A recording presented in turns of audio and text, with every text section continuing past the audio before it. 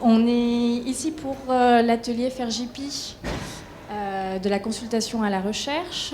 On va vous présenter rapidement ce que c'est notre association. Et puis ensuite, on rentrera dans le vif du sujet parce qu'on va être short niveau timing. On voulait d'abord remercier Noémie de Paris qui a longtemps été à l'assaut FRJP et qui a créé cet atelier. Donc c'est 100% ces idées qu'on va retransmettre ici aujourd'hui avec vous. Moi je suis Mathilde Pillard, je suis généraliste à Saint-Étienne et je suis secrétaire générale de FRJP et j'ai pas de conflit d'intérêt avec cette présentation. Donc Alexandre Didlot, médecin généraliste à Revigny-sur-Ornain, en pôle de santé, chef de clinique au département de médecine générale à Nancy, et donc je suis responsable de l'école d'automne de FRJP qui a eu lieu l'année passée à Reims. Alors qu'est-ce que c'est l'école d'automne? C'est 2 jours de formation proposés aux internes qui permet de vous aider dans vos travaux de thèse. Donc là il y avait eu 5 parcours, 2 parcours Cali, un parcours débutant, un parcours expérimenté, un parcours Canti, un parcours bibliographie et revue de la littérature, et un parcours valorisation des travaux, notamment avec le plan de rédaction d'un article scientifique. Donc nous vous invitons, si vous le désirez, à cet événement-là qui aura lieu donc, fin septembre, début octobre. On n'a pas encore acté définitivement du prochain lieu. Et je te laisse peut-être parler de la pré-conférence qui va arriver. Donc, la plupart, vous êtes au courant qu'à Paris, il y a le congrès du CMGF au Palais des Congrès. Et FRJP organise la veille du congrès une pré-conférence sur une journée. Donc, c'est la journée du mercredi 18 mars. Le matin, on fait une masterclass. Cette année, ce sera sur le thème de l'indépendance en santé. On aura la présence d'Irène Frachon qui sera là lors de cette pré-conférence, du Formindep également. Et puis l'après-midi, poster et com oral de travaux d'internes et de jeunes chercheurs en médecine générale. Donc pareil, on vous invite à déposer... Enfin, on vous invite, non. Ça, c'est déjà sélectionné, pardon. Mais pour les prochaines, il faudra y penser. Les inscriptions sont ouvertes, toujours d'actualité. Il reste une quinzaine de jours et de la place. Donc on vous attend nombreux. N'hésitez pas.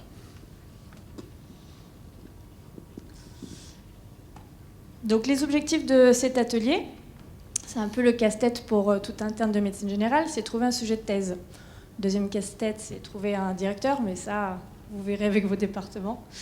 Donc l'objectif de cet atelier, ça va être justement trouver un sujet de recherche parmi les consultations de médecine générale et vous montrer que dans n'importe quelle consultation, finalement, on peut se poser une question qui va donner ensuite une problématique, une question de recherche.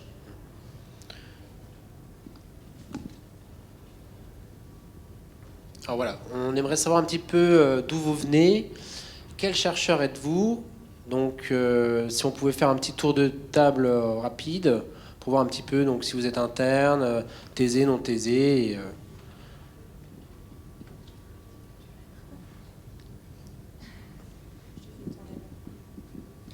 Bonjour, Laurie, je suis interne médecine générale à Toulouse. Je fais actuellement une FST d'édito. Je suis partie des gens mais je vais revenir en médecine générale. Et actuellement, j'ai un sujet de thèse avec un directeur, mais on est encore au tout début. Bonjour, donc moi je suis Maxence Piton, je suis entre l'internat et la suite. Donc je suis encore étudiant en 3e cycle puisque je suis non thésé, mais je suis remplaçant dans la région de Clermont-Ferrand.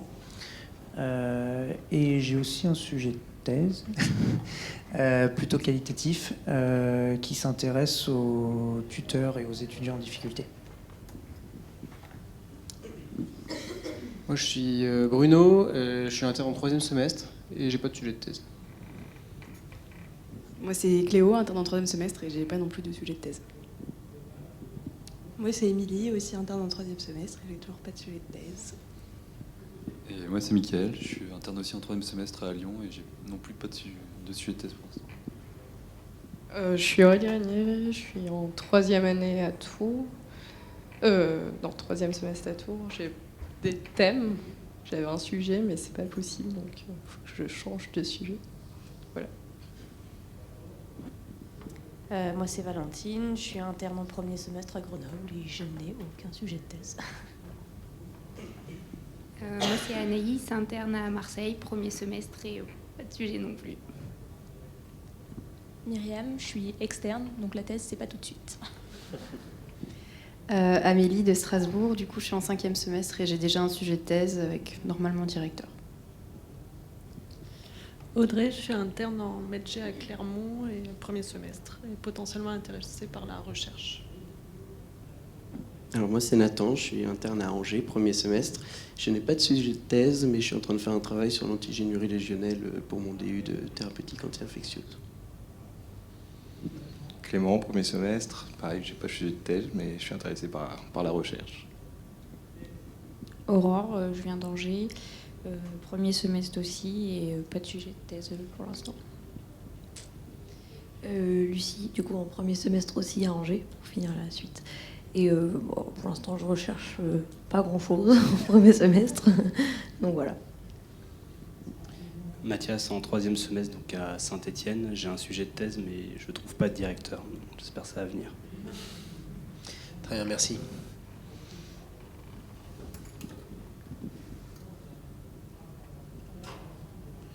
Donc en fait, par rapport à la thématique, c'est très bien, puisqu'on voit qu'il y a beaucoup qui n'ont pas encore de sujet ou alors qui sont en cours de réflexion. Donc la recherche, on part sur une question et on trouve en cours de route des faits qui vous en posent une autre. En fait, la recherche, c'est se poser des questions, mais à chaque fois, on se questionne à longueur de temps. C'est-à-dire que vous allez vous poser une problématique, ensuite, vous allez rechercher dans la littérature pour répondre à cette problématique. Peut-être qu'il y a une réponse, peut-être qu'il n'y en a pas. Et c'est en découlant à chaque fois de ces recherches que vous allez vous poser des questions et arriver à... là, il n'y a peut-être pas de réponse. Donc, ça va être ma question de recherche. Donc, soit ça va poser problème, soit il n'y a pas de réponse. Et donc, c'est tout ça qui est intéressant dans la réflexion, en tout cas, par rapport à la recherche.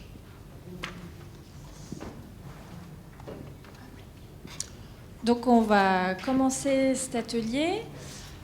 Vous avez les feuilles qui circulent. Il faut que vous en ayez une chacun. Vous repartirez avec cette feuille à la fin. Et 2 par 2, vous allez vous mettre à réfléchir à une consultation. Donc soit une consultation qui vous a posé question, soit vous prenez la 3e consultation de votre dernière journée de travail, peu importe. Une consultation avec une question que vous êtes posée lors de cette consultation. On est juste niveau feuille ou... Ouais, j'ai l'impression qu'il manque une. Ah oui, parce que c'est un nombre limité d'inscrits. Et ben du coup... Après, je me disais, j'ai pas retenu ton prénom, excuse-moi. L'externe. Ce serait bien de faire un groupe à 3 peut-être, qu'elle soit... Non ? Eh ben oui, éventuellement, ouais. Ouais. Donc 2 par 2, vous réfléchissez pendant 5 minutes à une consultation et à la question. Vous allez ensuite expliquer à l'autre personne de votre binôme cette consultation et la question que vous vous êtes posée. Et le binôme écrira ensuite les hypothèses de réponse sur la ligne suivante. Vous voyez, il y a question de consultation et hypothèse de réponse. On vous laisse 5 minutes, il est 25, même 7 minutes. 7 minutes ? Ouais. Donc on va passer à l'hypothèse. Donc là, il faut que votre binôme, donc vous lui expliquez donc le motif de consultation et votre binôme doit dégager les hypothèses. D'accord, moi c'est bien. Tout le monde a son hypothèse ?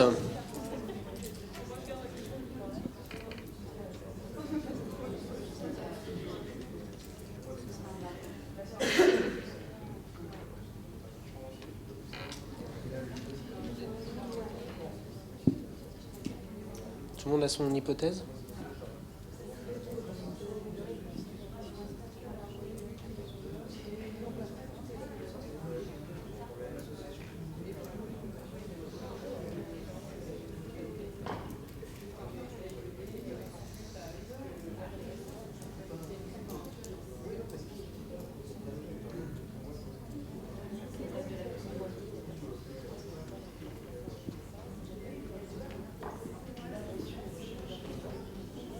Attendez avant de poursuivre.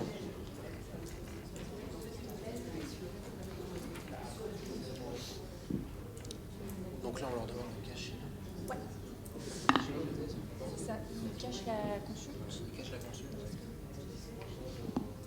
Donc, on va vous demander de plier la feuille de sorte de ne plus voir de cacher à la fois le motif de consultation et l'hypothèse.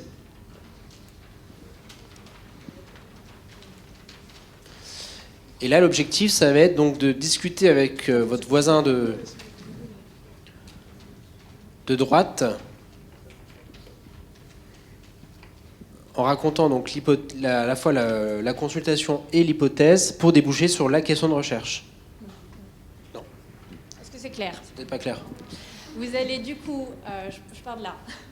Vous deux, toi tu vas expliquer l'hypothèse de réponse et la question de consultation. Maxence, tu vas expliquer l'hypothèse, etc. Et ainsi de suite, décaler. Et celui qui reçoit la feuille va devoir trouver la question de recherche à partir de l'hypothèse. Est-ce que c'est plus clair ou pas trop? Non. Je vous vois tout à fait perplexe. On va reprendre. Donc, avec un exemple, c'est ce qu'on a essayé de faire, mais ça n'a pas fonctionné. Donc, le groupe A va exposer au groupe B, d'accord, le motif de consultation et l'hypothèse. Ensuite, le groupe B va faire l'inverse avec le groupe A, d'accord, sous forme de téléphone arabe un petit peu. Et vous devez, chaque groupe, établir en fait la question de recherche de l'autre groupe. Est-ce que c'est plus clair? Pour pas que... Oui, mais parce que le fait de le dire, c'est pas la même chose que le fait de l'avoir écrit. C'est dans l'explication, c'est le but du téléphone arabe en fait.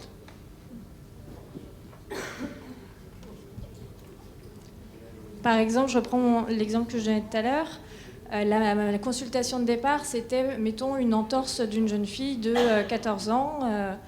On lui prescrit des anti-inflammatoires et on se pose la question pendant la consulte, est-ce que c'est bien pertinent de prescrire des anti-inflammatoires dans une entorse? L'hypothèse de recherche, c'est, oui, c'est effectivement pertinent parce que ça va diminuer l'œdème, ça va améliorer la cicatrisation, ou alors c'est l'hypothèse inverse. Donc ça, c'est ce que le groupe A va expliquer au groupe B.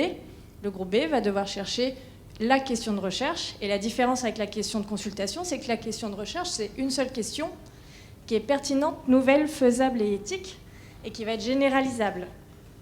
Donc la question de recherche dans l'histoire de l'entorse, ça va être quel est l'effet des anti-inflammatoires sur l'œdème, par exemple, en cas d'entorse. Est-ce que c'est plus clair? Eh bien, au boulot. Donc on vous laisse 8 minutes.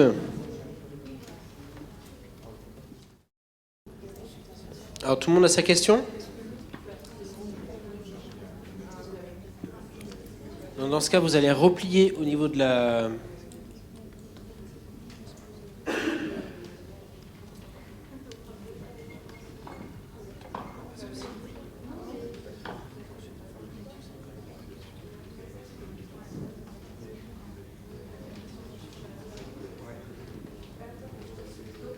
Là, vous passez au groupe voisin, au binôme voisin, vos feuilles.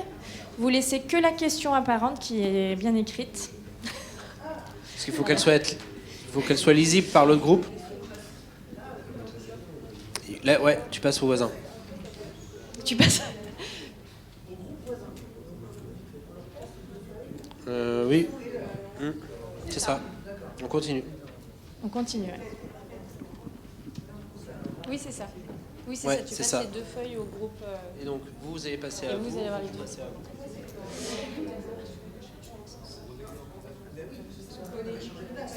Ah oui, parce que vous avez changé de place. Donc, ouais, juste décalé d'un d'un cran, ouais. Tu donnes... comment c'est ton prénom? Cléo. C'est Cléo.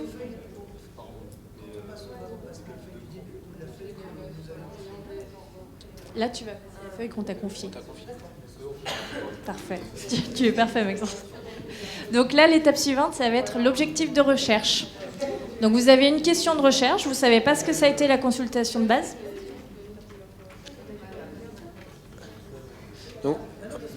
Donc là, non, tu vas échanger au suivant. En laissant la question de recherche... Non, on tourne comme ça. On tourne dans le sens anti-horaire. Ouais.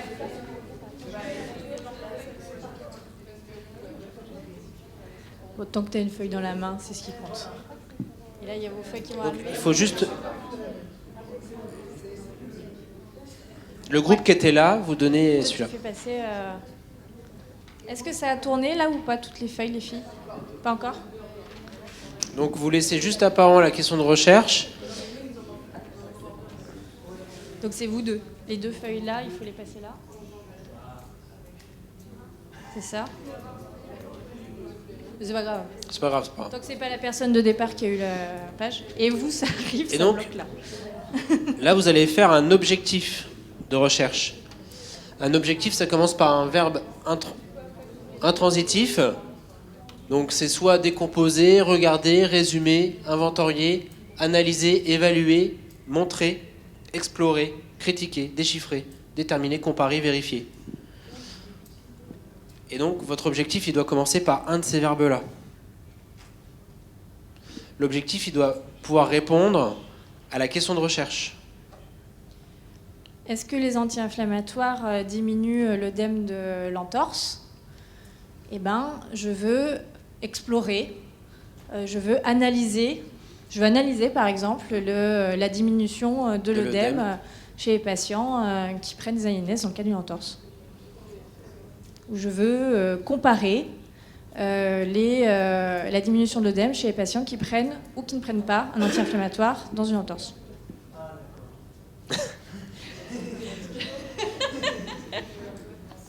Ouais, faites la population aussi, en même temps. Comme on est un peu short, on est un niveau peu juste en timing, temps. où vous faites l'objectif et la population ciblée par la recherche. Parce que souvent, ça va de pair quand même. Dans la même idée, vous allez passer au groupe suivant les feuilles. Et vous allez réfléchir donc sur la méthode.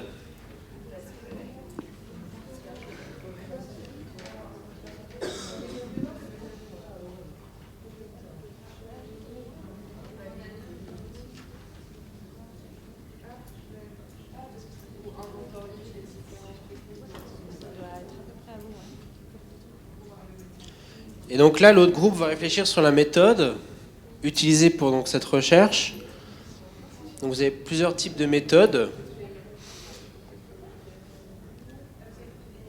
Vous avez donc des méthodes qualitatives, des méthodes quantitatives, des méthodes semi-quantitatives. Est-ce que tout le monde sait à quoi ça correspond? Est-ce que vous avez des questions là sur la méthode? Semi-quantitative, c'est un petit peu vague. Ouais. Donc en fait, semi-quantitatif, c'est tout ce qui est étude à partir de groupes nominaux ou de rondes Delphi.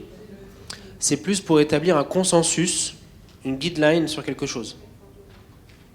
Donc on va interroger des experts, on va interroger un groupe de population pour obtenir un consensus.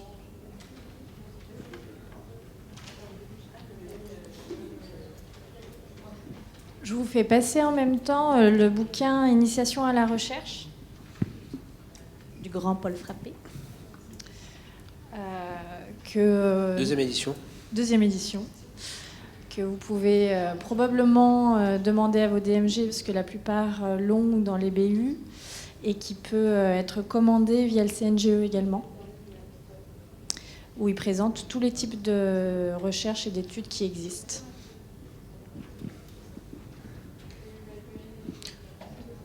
Et donc forcément, la méthode, elle va déboucher aussi sur la question du temps, du budget et de l'expérience. Parce qu'en fonction du type de méthode que vous allez appliquer, ça ne va pas être forcément le même budget, la même temporalité. Le fait de faire une étude longitudinale ou transversale va modifier toutes ces données. Sachant que dans les études qualitatives, vous avez les souvent classiques entretiens semi-dirigés, vous avez les focus group, vous avez les nethnographies. Vous avez l'observation directe ou indirecte. C'est dans la ronde défi. Elle est dans la semi-quantitative. Oui. Ronde Delphi et groupe nominal, c'est semi-quantitatif. Donc là, vous allez réfléchir à la méthode à partir donc de l'objectif Et de la population. et de la population.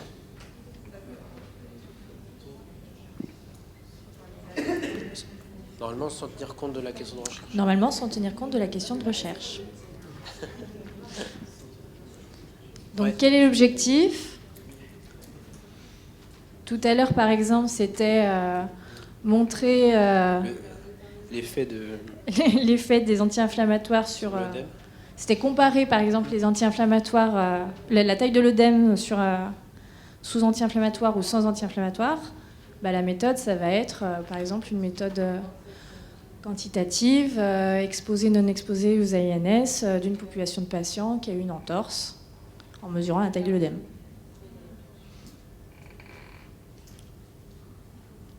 Ça va pour vous?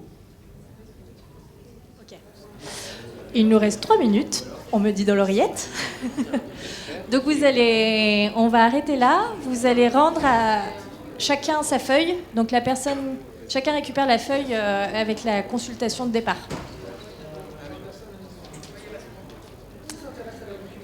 Qui s'intéresse à la bronchiolite? Les probiotiques.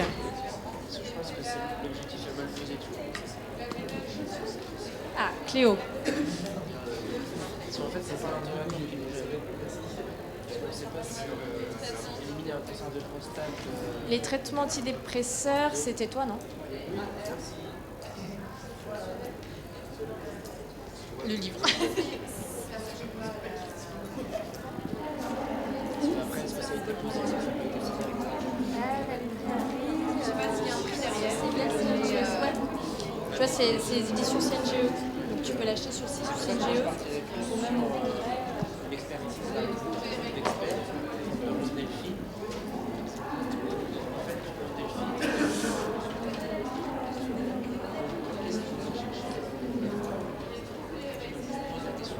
Les troubles érectiles. Je vais pas le dire 2 fois.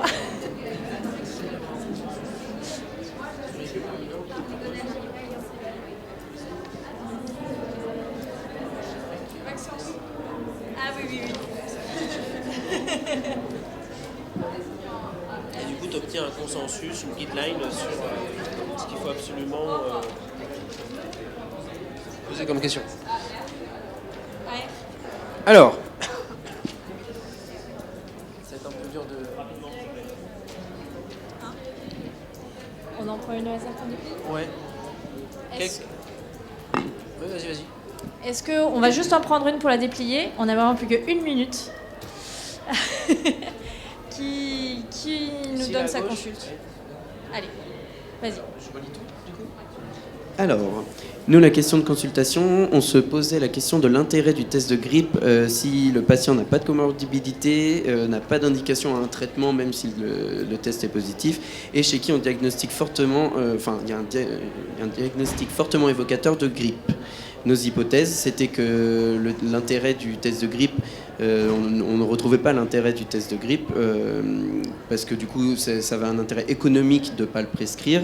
On évitait aussi un acte qui n'est pas très agréable pour le patient. Mais ce qui nous faisait peur malgré tout, c'était de passer à côté d'un diagnostic différentiel.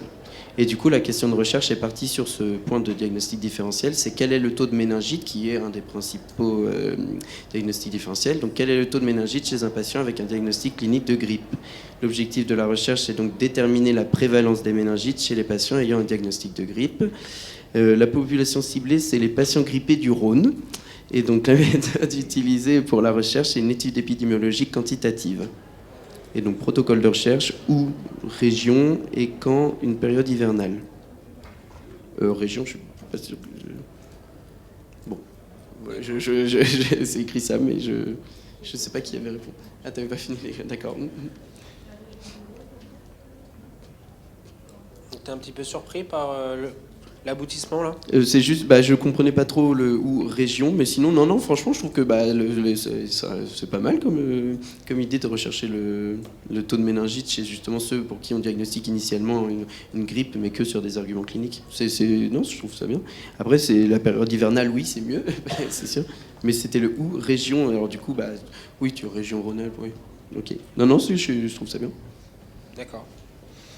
Ok, on vous distribue juste les petits cartes de FairJP. Donc merci pour cet atelier. J'espère que ça vous a permis de voir un petit peu ce qui était possible de faire en se questionnant sur une consultation. Alors faites bien attention là, c'est sûr qu'on n'est pas parti dans la bibliographie, où il faut faire un gros travail de bibliographie en amont pour déterminer la question de recherche. Et même après ça, il faut refaire un tour de bibliographie pour être sûr de bien tomber par rapport à votre question de recherche. La question de recherche va vous conduire à l'objectif, et ensuite l'objectif, la méthode. Hein, mais ne partez pas dans l'autre sens, où souvent vous partez de la méthode sans répondre du coup à votre question de recherche. Voilà, j'espère qu'on a pu répondre un petit peu à vos questions. Désolé pour le timing serré. Donc on vous donne rendez-vous à la préconférence 2020 avant le CMGF. Les inscriptions sont encore ouvertes. N'hésitez pas. Merci à vous.